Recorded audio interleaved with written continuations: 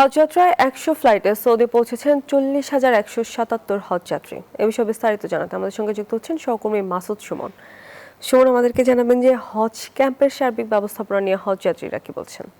আমরা এই মুহূর্তে আশকোনা হজ ক্যাম্পে আছি। আপনারা জানেন হজযাত্রার আজকের মোট 5টি ফ্লাইটে প্রায় 2021 জন বাংলাদেশ ছাড়বেন এবং আশকোনা হজ ক্যাম্পে যারা এখানে রয়েছেন, বিশেষ করে সকাল থেকে যারা ইমিগ্রেশন শেষ করেছেন এবং যারা অপেক্ষায় রয়েছেন তাদের সাথে কথা বলেছি। প্রত্যেকেই Bashundhara public school and college 2026 শিক্ষাবর্ষে ভর্তি চলছে।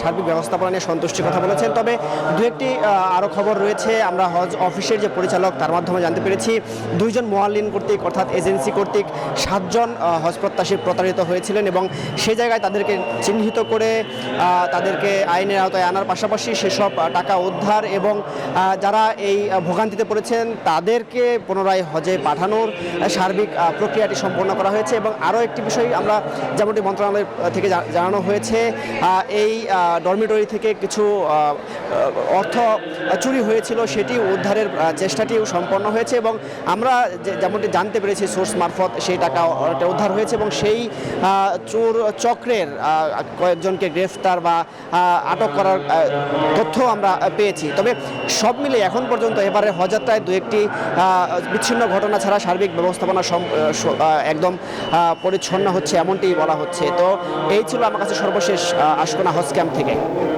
সুমন, ধন্যবাদ আপনাকে।